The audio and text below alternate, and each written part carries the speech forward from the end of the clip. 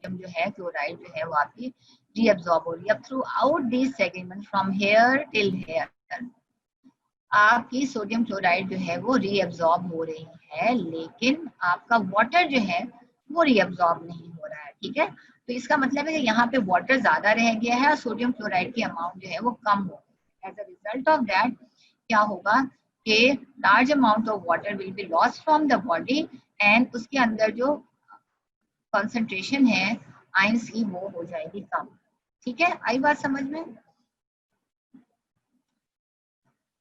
देखो I repeat again here कि ये आपका लेट्स से 65% 100 मिनट में से 65 यहाँ पे सोडियम क्लोराइड रिमूव हो गया और 65 ही वाटर रिमूव हो गया। ठीक है, अच्छा तो पीछे कितना बच गया? 35 सोडियम क्लोराइड और 35 आपका वाटर बच गया।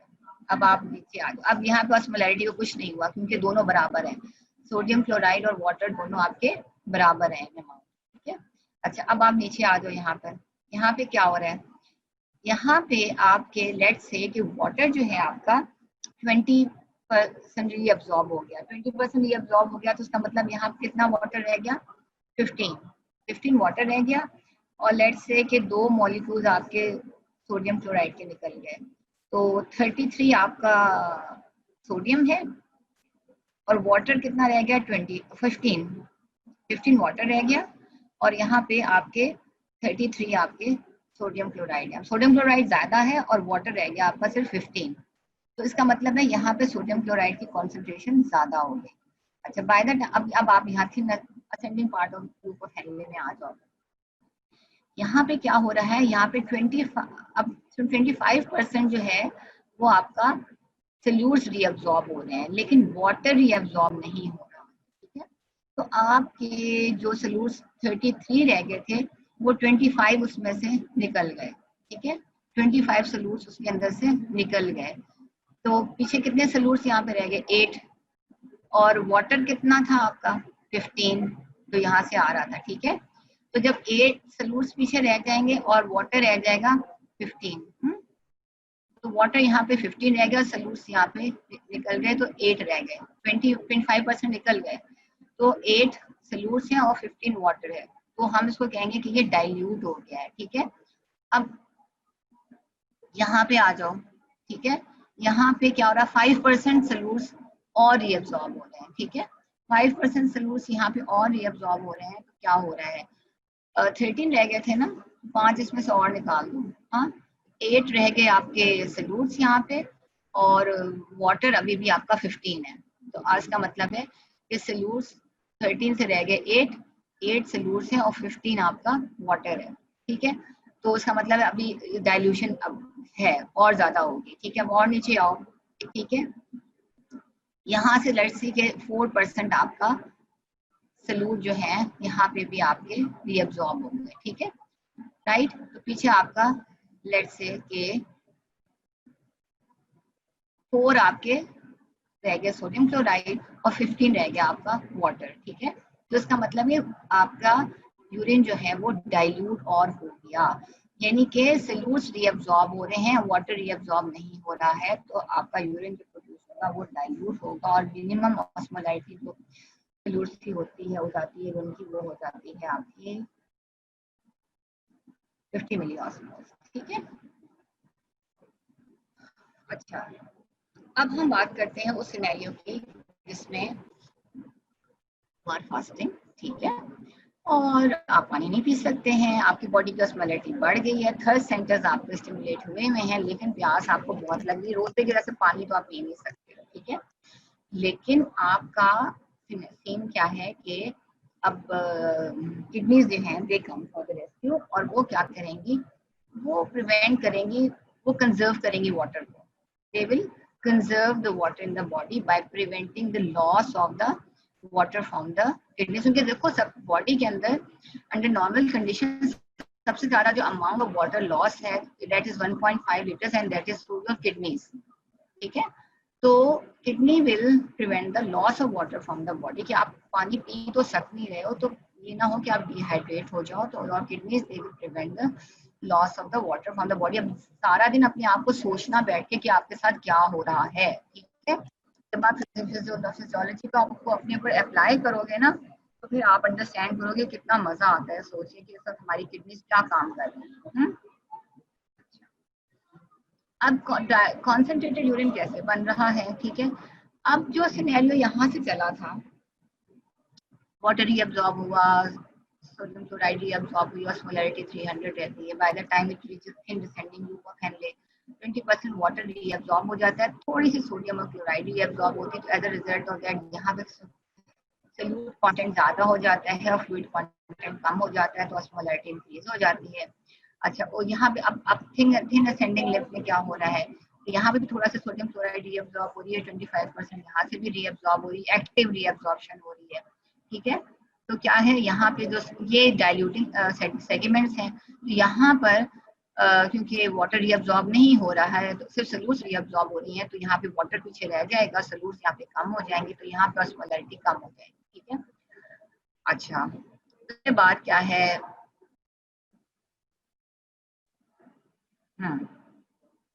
अच्छा, अब क्या होता है कि बाय द टाइम ये जो आपका डिस्टल ट्यूब्यूल में पहुंचेगा आपका फ्लूइड, व्हाट विल हैपन कि वो जो आपकी बॉडी के अंदर ऑस्मोलैरिटी इंक्रीज हुई थी, ठीक है, बॉडी के अंदर जो आपकी ऑस्मोलैरिटी इंक्रीज हुई थी, उसने क्या किया था, उसने आपके पिट्यूटरी के ऑस्मो रिसेप्टर्स को स्टिमुलेट कर दिया था, ठीक है, पोस्टीरियर पिट्यूटरी के। तो पोस्टीरियर पिट्यूटरी के ऑस्मो रिसेप्टर्स स्टिमुलेट हुए, तो उन्होंने व्हाट डिड दे डू, उन्होंने did cause the release of antidiuretic hormone।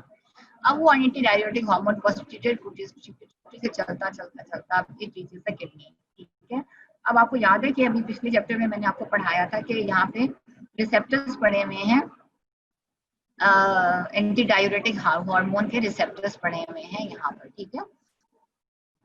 यहाँ से लेकर यहाँ तक आपके रिसेप्टर्स पड़े हुए हैं एंटी डायूरेटिक हार्मोन के। इन ये आपके जो एपिथेलियम है ना, इनके सेल्स के ऊपर रिसेप्टर्स पड़े हुए हैं यहाँ पर, ठीक है। तो वो आके what will they will cause the phosphorylation of those aquaporins, और वो एक्वापोरिन्स जो हैं वो आके अटैच हो जाएंगी आपके इन ट्यूब्यूल्स की सरफेस के ऊपर, ठीक है। वो एक्वापोरिन्स जो हैं वो आके अटैच हो जाएंगी आपकी इन ट्यूब्यूल्स के सरफेस पे, ठीक है। तो water will start moving from the tubular fluid into the interstitium. Water जो है वो आपका मूव करेगा from the tubular fluid into the interstitium, ठीक है। अब यहाँ से सिर्फ 5% सोडियम क्लोराइड, अब क्या है कि more water is reabsorb as compare to the reabsorption of sodium and chloride है, ठीक है। More water will be reabsorb as compare to the reabsorption of sodium and chloride। as a result of that यहाँ पे concentration sodium chloride की ज्यादा हो जाएगी as compared to the water, ठीक है। so the amount of water lost from the body will be less, लेकिन उसकी concentration जो है सोडियम क्लोराइड आयंस की वो ज्यादा होगी, ठीक है। रिमेंबर कि जो नंबर ऑफ सोल्यूट्स जो लॉस हो रहे हैं in dilute urine and in concentrated urine, the number of solutes lost will be same, they will not change, ठीक है। 65% यहाँ पे रीअब्सॉर्प्शन हो रही है, थोड़ी सी यहाँ रीअब्सॉर्प्शन हो रही है, 25% यहाँ पे हो रही है, 5% यहाँ पे हो रही है और 1% यहाँ पे हो रही है, वो स्टैटिक रहेगी। सल्यूट्स की रीअब्सॉर्प्शन जो है वो स्टैटिक रहेगी। It is the amount of the fluid which is lost from the body will determine the osmolarity. It is the amount of the fluid which is lost from these tubules will determine the osmolarity। अगर water reabsorb नहीं हो रहा है उस scenario में water जो है वो ज्यादा होगा as compare to, let's say solutes यहाँ पे आए गए 5, ठीक है, सल्यूट्स यहाँ पे 5 है, यूरिन आप डाइल्यूट बना रहे हो, ठीक है, तो यूरिन जो अमाउंट ऑफ फ्लूइड जो है यहाँ पे 50 है, ठीक है, और सल्यूट्स आपके ये यहाँ पे डाइल्यूशन वाले सिनेरियो में let's say amount of salutes यहाँ पे 5 है, लेकिन अमाउंट ऑफ वाटर यहाँ पे 100 है, ठीक है। 5 वाटर तो ऑब्वियसली 100 वाटर ज्यादा है, सल्यूट्स कम है, तो ये डाइल्यूट यूरिन प्रोड्यूस होगा। लेकिन जब कॉन्सेंट्रेटेड यूरिन आप फॉर्म कर रहे हो तो क्या होगा कि वहाँ यहाँ पे सल्यूट्स जो है वो 5 होंगे, लेकिन आपका जो वाटर क्योंकि सारा रीअब्सॉर्ब हो गया बहुत ज्यादा, तो पीछे वाटर जो है आपका इंस्टेड ऑफ 100 इट इज 15। तो 5 सल्यूट्स हैं और 15 वाटर है, तो दिस वाटर दिस यूरिन में जो अमाउंट ऑफ की जो ऑस्मोलैरिटी है, जो यूरिन की जो ऑस्मोलैरिटी है, दैट विल बी मोर। ठीक है, नंबर ऑफ सॉल्यूट्स वही है इन द फ्लूइड, ठीक है, लेकिन जो अगर वाटर रीअब्सॉर्ब हो गया है, यहाँ पे वाटर कम होगा तो ऑस्मोलैरिटी बढ़ जाएगी। ठीक है, अच्छा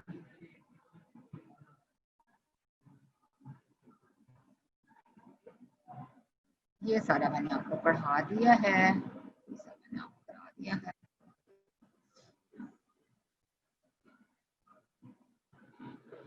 सारा मैंने आपको करा, हाँ अच्छा ये ग्राफ मैं आपको करा देती हूँ। ये देखो, ये जो ग्राफ है ना, ये अक्सर ये एग्जाम में एक दफा इसका सवाल आ गया था। ठीक है, कि अगर आप 1 लीटर ऑफ वाटर पियोगे, रोजे के बाद आपने 1 लीटर पानी पिया है, तो ऑस्मोलैरिटी में क्या चेंजेस आएंगे बॉडी के फ्लूइड की, यूरिन फ्लो रेट में क्या फर्क पड़ेगा, और यूरिन के सल्यूट की एक्सक्रीशन में क्या फर्क पड़ेगा। ठीक है, ये जो है आपका टाइम है। ठीक है, यहाँ पे आपने 3 डिफरेंट चीजों की रिलेशनशिप बतानी है। यूरिन में सल्यूट की एक्सक्रीशन कितनी हो रही है, यूरिन का फ्लो रेट क्या है, और ऑस्मोलैरिटी क्या है after drinking 1 litre of water. ये 0 मिनट में आपने आपने 1 लीटर पानी पिया है, तो आप देखोगे कि इन 180 मिनट्स क्या हो रहा है। आपने 1 लीटर पानी पिया तो आपके एक्स्ट्रा सेलुलर फ्लूइड की ऑस्मोलैरिटी कम होगी, एक्स्ट्रा सेलुलर फ्लूइड की ऑस्मोलैरिटी आपकी कम होगी। ठीक है, ड्यूरिंग दैट पीरियड क्या होगा कि आपके यूरिन फ्लो रेट जो है इंक्रीज होना शुरू करेगा। पानी आप पी रहे हो तो एक्स्ट्रा सेलुलर फ्लूइड ऑस्मोलैरिटी कम हो रही है और वो इतनी कम हो जाती है। ठीक है, अब आपने जब पानी पिया है तो यूरिन फ्लो को क्या होता है, यूरिन फ्लो जो है वो इंक्रीज होना शुरू हो जाता है और मैक्सिमम 6 लीटर हो जाता है, और होते होते ये इतने अरसे तक producing large amount of urine. ठीक है, अच्छा, और उसके बाद क्या है, आफ्टर सम टाइम ये आपकी जब वो एक्सेस बॉडी से निकल जाएगा तो फिर आपका वापस ऑस्मोलैरिटी बॉडी की नॉर्मल हो जाएगी, और ये ऐसे ही होगा जब एक्सेस आपके बॉडी से वाटर निकल जाएगा, यूरिन निकल जाएगा, तो फिर यूरिन फ्लो नॉर्मल हो जाएगा। इस सिनेरियो में आप देखो कि यूरिन सल्यूट की एक्सक्रीशन को क्या है, सल्यूट की एक्सक्रीशन नॉर्मल रहेगी। ठीक है, सल्यूट की एक्सक्रीशन को कोई फर्क नहीं पड़ेगा, यूरिन डाइल्यूशन में भी और यूरिन कॉन्सेंट्रेशन में भी, दोनों से ना सिनेरियो में अमाउंट ऑफ सल्यूट लॉस जो है ना वो सेम रहेगा, एक फिक्स अमाउंट है, this the amount of the water loss from the kidney that will determine the osmolarity of your kidney. ठीक है,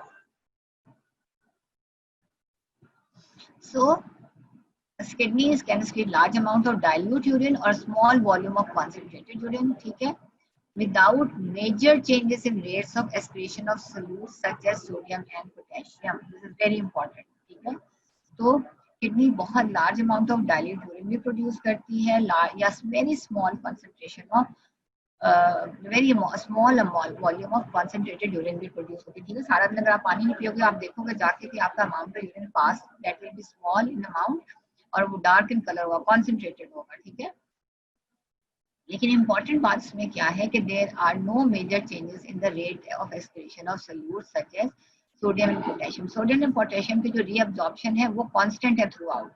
It is the reabsorption of the water which is determining the osmolarity of the loss of the which is controlling the osmolarity of your body as well as the osmolarity of your urine. ठीक है, so concentration urine can be as low as 50 milliosmoles and can be as high as 1200 milliosmoles. ये आपके urine dilution में होगा, ये आपका urine concentration में होगा।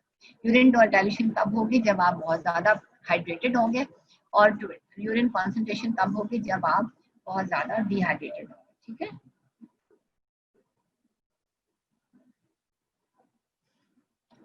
kidneys concentrated urine कब प्रोड्यूस करती है, when do they produce concentrated urine, when the water is in short supply or when there is deficit of water in the body. ठीक है, या तो पानी आपको मैसर नहीं है, जैसे आप रोजा रख रहे हो तो पानी है तो लेकिन पी नहीं सकते हो, या बॉडी के अंदर पानी कम हो गया। ठीक है, नॉर्मली जो है water is continuously lost from the body through various routes. Lungs से by evaporation, gastrointestinal tract से by way of feces, skin से through evaporation and perspiration, and kidneys से through excretion of water. ठीक है. So as you know कि water is continuously lost from the body. ठीक है. So fluid intake should be equal to the fluid loss. ठीक है. But when there is short supply of water or you are unable to drink water because of the rosa, your kidney will form small volume of concentrated urine. ठीक है. Thus minimizing the intake of fluid required to maintain homeostasis. यानी कि अगर आपके पास पानी body आपकी continuously loose कर रही है water and there is no water it gets around you or you are fasting, so the kidneys will form a small volume of concentrated urine, thus minimizing the intake of fluid required to maintain homeostasis. ठीक है.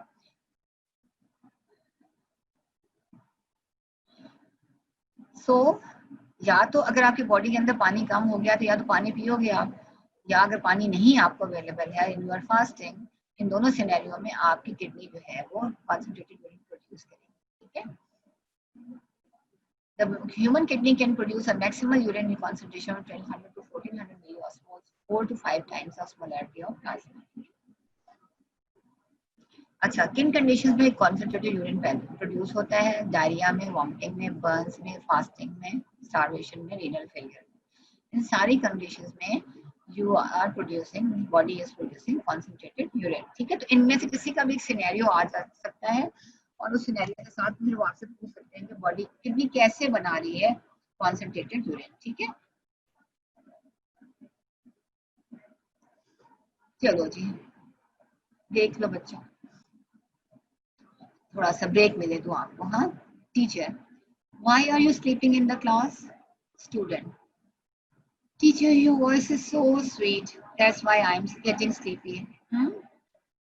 Teacher, then why other people are not sleeping? They are not listening to you, ma'am.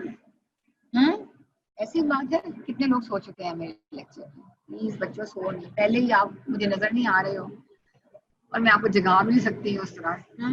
अब यही सूरत है कि थोड़ा सा मैं आपको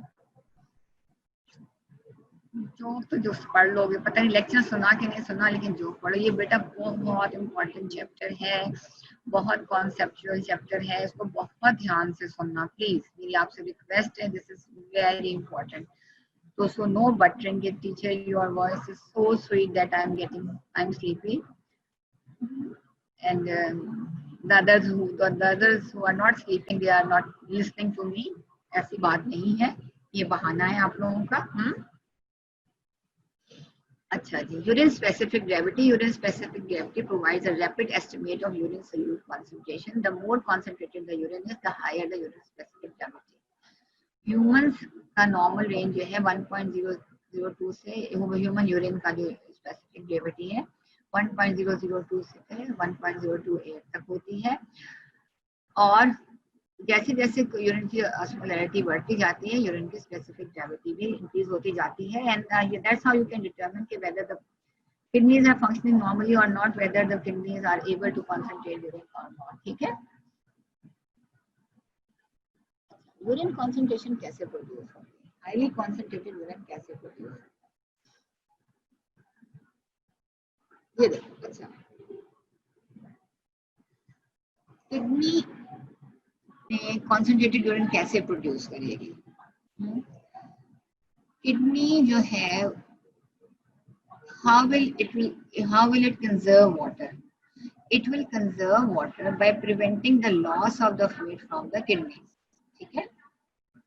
मिनिमम जो किडनी को मिनिमम अमाउंट ऑफ सोल्यूट्स जो आपका 0.5 लीटर किडनी प्रोड्यूस करती है to get rid of 600 ml of 600 milliosmoles of solutes, right?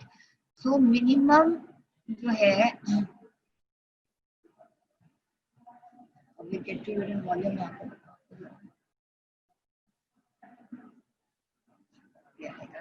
Alright, वो हम बाद में कर लेंगे. चलो.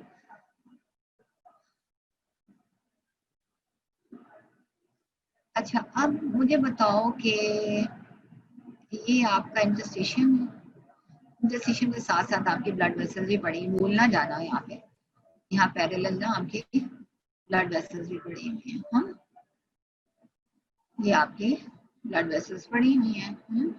और ये इंटरस्टिशियम भी पड़ा हुआ है। ठीक है, अब आपकी बॉडी में कॉन्सेंट्रेट, यू आर फास्टिंग, आपकी किडनी जो है it is preventing loss of water from the body, तो ये रीअब्जॉर्प्शन कर रही है। अब रीअब्जॉर्प्शन के लिए दो चीजें बहुत जरूरी हैं कि यहाँ पे आपके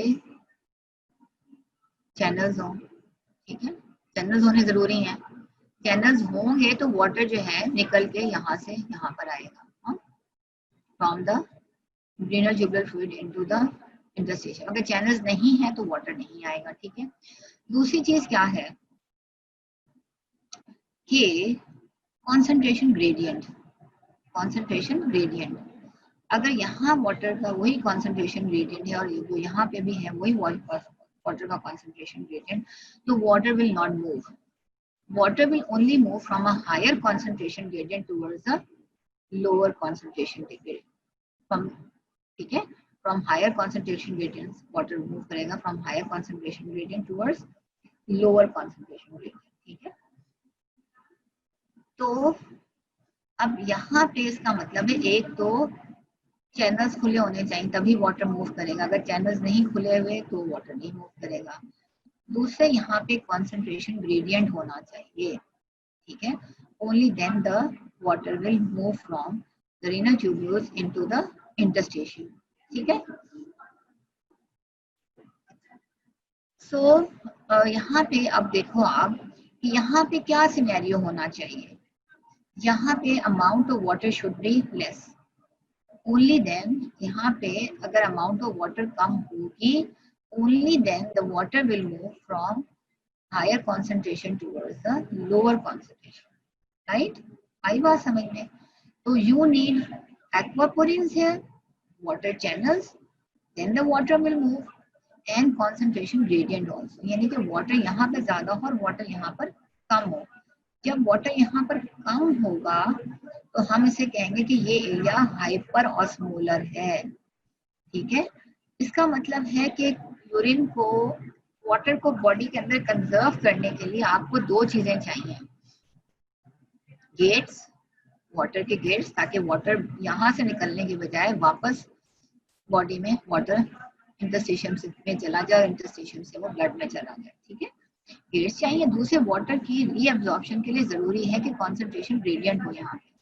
अगर कॉन्सेंट्रेशन चैनल्स हैं और कॉन्सेंट्रेशन ग्रेडियंट नहीं है तो भी वाटर मूव नहीं करेगा। ठीक है, अच्छा यहाँ पे अगर वाइस वर्सा कि अगर यहाँ पे कॉन्सेंट्रेशन ग्रेडियंट नहीं है और चैनल्स हैं तो भी वाटर मूव नहीं करेगा, चैनल्स नहीं है और कॉन्सेंट्रेशन ग्रेडियंट है तभी वाटर मूव नहीं करेगा। ठीक है, अच्छा तो अब आपका चैनल्स बनाने में किसका काम है, आपका रोल है एडीएच का। ठीक है, एडीएच आएगा, अटैच होएगा, फॉस्फोरिलेशन करेगा सीएमपी की और जनाब साहब वो फॉस्फोरिलेट कर देंगे आपके एक्वापोरिन्स को, एक्वापोरिन्स आके अटैच हो जाएंगे और यहाँ के ऊपर। ठीक है, ऑलराइट। अच्छा, अब कॉन्सेंट्रेशन ग्रेडियंट का क्या सीन है? कॉन्सेंट्रेशन ग्रेडियंट का ये सीन है कि ये आपका कॉन्सेंट्रेशन ग्रेडियंट है यहाँ पे। ठीक है, कॉन्सेंट्रेशन ग्रेडियंट, अब यहाँ पे आपने ना कॉन्सेंट्रेशन ग्रेडियंट को यहाँ पे आपने ना सल्यूट की कॉन्सेंट्रेशन को बढ़ाना है, यहाँ पे आपने सल्यूट की इंटरस्टिशियम में आपने सल्यूट की कॉन्सेंट्रेशन को बढ़ाना है। ठीक है, यहाँ पे आपने सल्यूट की कॉन्सेंट्रेशन को बढ़ाना है, यहाँ पर सल्यूट की कॉन्सेंट्रेशन ज्यादा होगी तो ये एरिया हाइपर ऑस्मोलर हो जाएगा। ठीक है, जब ये एरिया हाइपर ऑस्मोलर हो जाएगा तो water will move from higher concentration gradient towards lower concentration gradient, यानी हाइपर ऑस्मोलर का मतलब यहाँ पे वाटर थोड़ा है और सल्यूट ज्यादा है। ठीक है, तो जब और तो फिर वाटर के लिए मूवमेंट आसान हो जाएगी, फ्रॉम रीअब्जॉर्प्शन रैपिड होगी अगर कॉन्सेंट्रेशन ग्रेडियंट होगा। अब हम देखेंगे कि एडीएच तो चलो आके अटैच हो गया, उसने लगा दी यहाँ पे एक्वापोरिन्स। अब इस एरिया को हम हाइपर ऑस्मोलर कैसे बनाएंगे, ठीक है। इस एरिया को हाइपर ऑस्मोलर बनाना बहुत जरूरी है कि अगर ये हाइपर ऑस्मोलर नहीं हुआ, despite of the gates present, water will not move from this area into this area, ठीक है। So urine concentration के लिए two basic requirements हैं to form a concentrated urine: a high level of ADH, which increases the permeability of the distal tubules and collecting ducts to water. ठीक है, high level of ADH, which increases the permeability of distal tubules and collecting ducts to water. दूसरे आपका high osmolarity of renal medullary interstitial fluid है, ठीक है। Channels खोल दिए, अब आपको कॉन्सेंट्रेशन ग्रेडियंट बनाना है। कॉन्सेंट्रेशन ग्रेडियंट के बनाने के लिए जरूरी है कि you require a high osmolarity of renal medullary interstitial fluid, ठीक है, which provides the osmotic gradient necessary for water reabsorption to occur in the presence of high level of ADH, ठीक है। समझ में आ गई आपको बात कि एक तो आपको ADH चाहिए, दूसरे आपको हाइपर ऑस्मोलर medullary interstitial चाहिए for the to create an osmotic gradient for the water to be reabsorbed from these collecting tubules, right? अच्छा, आप ये आपको मैं आपको दिखा दूं, ये देखो, ये है कॉर्टेक्स, ये है मडल्ला, ये रीनल पैपिला है, राइट। और ये देखो, ये कॉर्टिकल आपके नेफ्रॉन्स है, जिसका छोटा सा लूप ऑफ हेनले जो है वो आपका फॉल कर रहा है इनटू द दिस थिंग मेडल्ला में। और ये आपके जक्सा मेडल्ली हैं, जिनका एक लंबा सा लूप ऑफ हेनले है, जो कि आपका till the tip of the renal pelvis, यहाँ तक टिप ऑफ पेपिला तक जा रहा है, ठीक है। और ये आपकी कलेक्टिंग ट्यूब्यूल्स हैं, वो जो एंटर हो रही है आपके रीनल पेपिला में, ठीक है। यहाँ सबसे जो है ना आपका यूरिन कलेक्ट होकर ये रीनल पेपिला में एंटर होता है, ये याद रखना है सिनेरियो। कॉन्सेंट्रेटेड यूरिन में याद है हमने डिस्कस किया था, मेन रोल जो होता है टू मेक कॉन्सेंट्रेटेड यूरिन, उसे मेन रोल जो होता है वो आपका juxtamedullary nephrons का होता है। और because these juxtamedullary nephrons इनका long loop of Henle है, they are responsible for creating hyperosmolarity in the medullary interstitium, hyperosmolarity in the medullary interstitium। Cortex में hyperosmolarity नहीं होती है, लेकिन hyperosmolarity जो है मेडल्ला में होती है, which is created by the this loop of Henle in the of the juxtamedullary nephron। ये juxtamedullary nephron का जो loop of Henle है, that is responsible for creating hyperosmolarity in the medulla, in the medullary interstitium, ठीक है। अच्छा, तो ये आपका देखो, फिर दोबारा स्ट्रक्चर दिखा दिया, ये आपका कॉर्टिकल नेफ्रॉन्स है, जिसका छोटा सा लूप ऑफ हेनले है, ये मेडल्ला है, ठीक है। और ये मेडल्ला के साथ आप ये देखो कि ये आप भूल ना जाया करो कि आप जब ट्यूबुलर स्ट्रक्चर पढ़ रहे हो तो ट्यूबुलर के स्ट्रक्चर के साथ आप लोग याद रखा करो कि साथ साथ ब्लड वेसल्स भी रन करें। तो एक्चुअली यहाँ पे तीन इंपॉर्टेंट जगह, एक तो ट्यूब्यूल्स देमसेल्व्स, फिर इंटरस्टिशियम है, और इंटरस्टिशियम के साथ ही आपकी ब्लड वेसल्स है, ठीक है, राइट। ये रिलेशनशिप आपने याद रखनी है कि ट्यूब्यूल्स है, ट्यूब्यूल्स के बीच में भी इंटरस्टिशियम है, ट्यूब्यूल्स के बाहर भी इंटरस्टिशियम है, और इंटरस्टिशियम के साथ आपकी ब्लड वेसल्स है। तो ये जो आपका juxtamedullary nephron है, that is mainly responsible for creating hyperosmolarity। तो मेडल्ला की hyperosmolarity जो है, that is important for to form a concentrated urine, ठीक है। अच्छा, ये डायग्राम आपके लॉन्ग में नहीं है, ये शिरवुड का डायग्राम है। ये आपको एक सिनेरियो दिखा रहा है, इसे कहते हैं ऑस्मोटिक ग्रेडियंट, इसे कहते हैं ऑस्मोटिक ग्रेडियंट, ठीक है, vertical osmotic gradient in the renal medulla. ये आपका कॉर्टेक्स है, ठीक है, ये लाइटर पोर्शन जो है आपका कॉर्टेक्स है, और ये डार्कर पोर्शन है जो आपका रीनल मेडल्ला है, जिसके अंदर juxtamedullary नेफ्रॉन्स जो हैं डिप कर रहे हैं, ठीक है। कॉर्टेक्स की जो आपकी ऑस्मोलैरिटी है वो 300 मिली ऑस्मोल, ठीक है। कॉर्टेक्स की आप ऑस्मोलैरिटी देखो सिर्फ 300 मिली ऑस्मोल है, ठीक है। लेकिन मेडल्ला में जैसे आप एंटर हो ना, तो देखो आपकी ऑस्मोलैरिटी जो है वो इंक्रीज होना शुरू होती है, 600, 900, 1200, 600, 900, 1200, सारे आपके मेडल्ला की ऑस्मोलैरिटी 600 से इंक्रीज होती है तो 1200, टिप ऑफ द पेपिला पे 1200 होता है।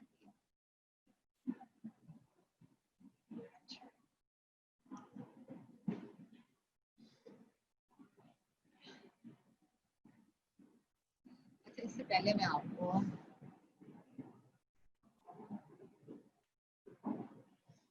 एक ये चार्ट बना हुआ है आपके बुक के अंदर, एक ये चार्ट बना हुआ है, ठीक है। इसमें जिन डिफरेंट एरियाज का रोल है इन मेकिंग यूरिन कॉन्सेंट्रेटेड, ठीक है। अच्छा, ये अब आप थोड़ा सा समझ लो, बहुत आसान है लेकिन आपको ये याद होना चाहिए। हाँ, ये देखो प्रॉक्सिमल ट्यूब्यूल में वो आपको दिखा रहा है कि एक्टिव ट्रांसपोर्ट बहुत ज्यादा हो रही है, 65% एक्टिव ट्रांसपोर्ट हो रही है, ठीक है। और उतने ही वाटर रीअब्सॉर्ब हो रहा है 2+, ठीक है। और पैसिव रीअब्सॉर्प्शन हो रही है सोडियम क्लोराइड और यूरिया की, पैसिव रीअब्सॉर्प्शन हो रही है सोडियम क्लोराइड और यूरिया की, और ये एक्टिव हो रही है, ठीक है। In descending loop of Henle में there is no active reabsorption, ठीक है। तो थिन है वो, हम सोडियम क्लोराइड की वो कोई रिएक्टिव रीअब्सॉर्प्शन नहीं हो रही है। वाटर की रीअब्सॉर्प्शन 20% हो रही है थिन डिसेंडिंग में, और सोडियम क्लोराइड और यूरिया की रीअब्सॉर्प्शन पैसिवली हो रही है थोड़ी सी, 10+1। ये thin ascending loop of Henle में वो भी थिन है, तो there is no active reabsorption of sodium chloride, और लेकिन ये इम्परमेबल टू वाटर भी है, ये इम्परमेबल टू वाटर भी है थिन असेंडिंग।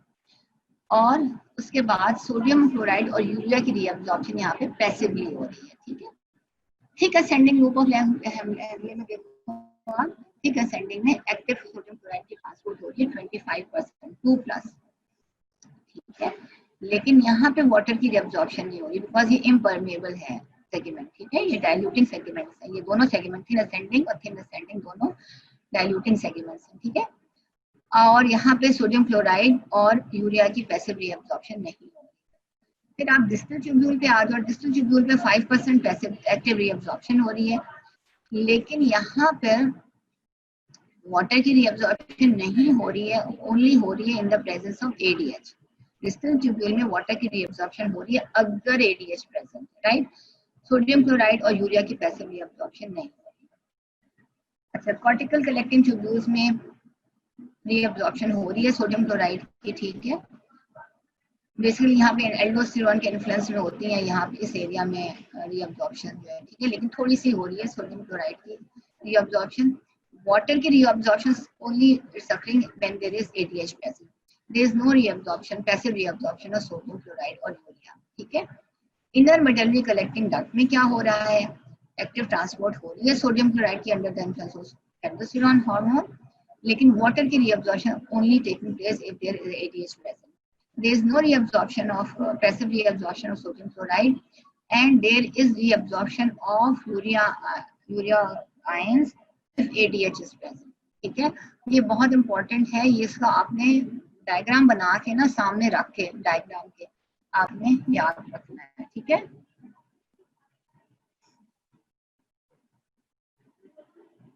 अच्छा,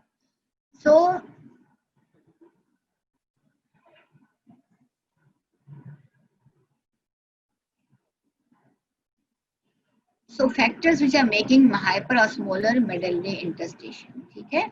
What are the factors which are making hyperosmolar और hyperosmolarity कैसे, concentrated urine के बनाने के जो factors हैं वो ADH है और hyperosmotic medullary interstitium है। medullary interstitium को hyperosmolar कैसे बना रहे हैं, उनमें कौन कौन से पार्ट्स का रोल है।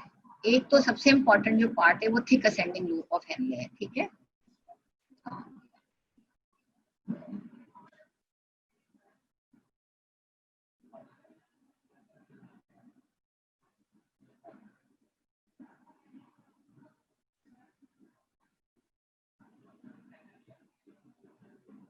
ये जो आपकी thick ascending loop of Henley है, इसका बहुत इंपॉर्टेंट रोल है इन मेकिंग हाइपरऑस्मोटिक मेडुलरी इंटरस्टिशियम, ठीक है। हाइपरऑस्मोटिक मेडुलरी इंटरस्टिशियम में बहुत इंपॉर्टेंट रोल है आपका thick ascending loop of Henley का, ठीक है। दूसरा क्या है, active transport of ions from the collecting ducts into the medullary interstitium, ठीक है। सो ये जो आपकी कलेक्टिंग डक्ट्स हैं, इन ये भी जो है इनका भी इम्पोर्टेंट रोल है इन मेकिंग द इंटरस्टिशियम हाइपरऑस्मोलर, ठीक है। ये जो है आपका, ये आपका मेडुलरी इंटरस्टिशियम को यहाँ से सोडियम क्लोराइड 25% जो रीअब्सॉर्ब हो रहे हैं, ये आपके मेडल्ली इंटरस्टिशियम को हाइपरऑस्मोलर करें। सिमिलरली यहाँ पे जो भी एक्टिव रीअब्जॉर्प्शन हो रही है सोडियम क्लोराइड की, वो भी आपके इस एरिया को हाइपरऑस्मोलर कर रहे हैं, ठीक है। उसके बाद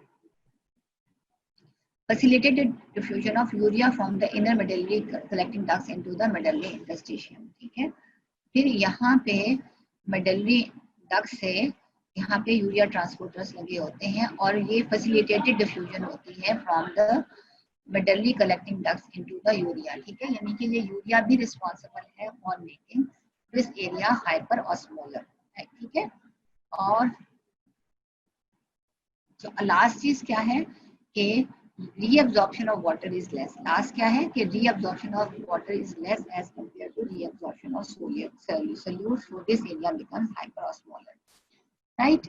So ये चार बेसिक फैक्टर्स हैं। नंबर 1 इम्पॉर्टेंट फैक्टर है ये आपका thick ascending loop of Henley, जो कि रीअब्सॉर्ब करेगा सोडियम क्लोराइड को इनटू द दिस इंटरस्टिशियम, इस इंटरस्टिशियम में, ठीक है। ये रीअब्सॉर्ब कर रहा है, ठीक है। और साथ के साथ एक्टिव रीअब्जॉर्प्शन जो इंडक्स में हो रही है नंबर 2, ठीक है, सोडियम क्लोराइड की, वो ऑस्मोलैरिटी इंक्रीज कर रहा है। नंबर 3 जो है आपकी यूरिया की फैसिलिटेटेड डिफ्यूजन हो रही है from the medullary collecting ducts into the interstitium, that is also responsible for making this interstitium hyper osmolar. Number 4 जो है वो ये है कि जी वाटर की रीअब्जॉर्प्शन यहाँ पे कम है as compare to the reabsorption of solute. ये बहुत, अगर वाटर की रीअब्जॉर्प्शन होएगी यहाँ पे ज्यादा तो ये जो है एरिया डाइल्यूट हो जाएगा।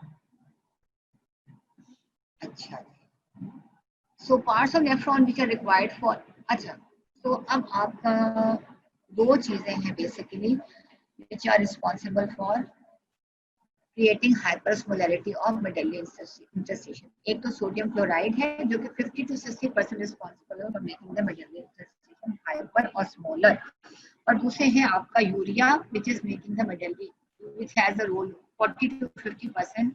Urea is responsible for creating hyperosmolarity in the medullary interstitium. Okay?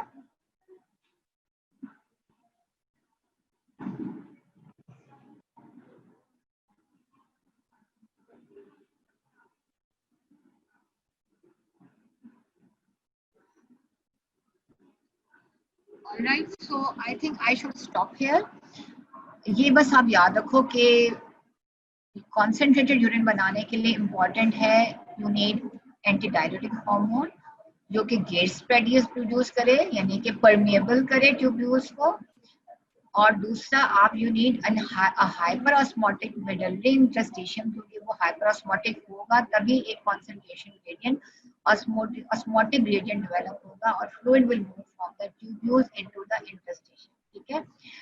मेडल्ली interstitium को हाइपर ऑस्मोलर बनाने के लिए यू नीड, जो सबसे ज्यादा इंपॉर्टेंट रोल है वो सोडियम क्लोराइड का है।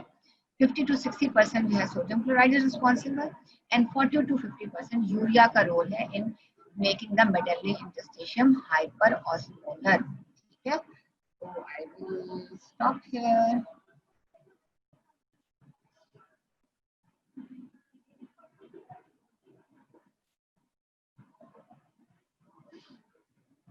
Any question?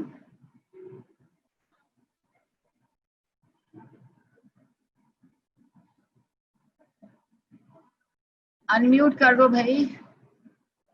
हेलो, अनम्यूट कर दो जरा, मैं पूछ लूं स्टूडेंट से।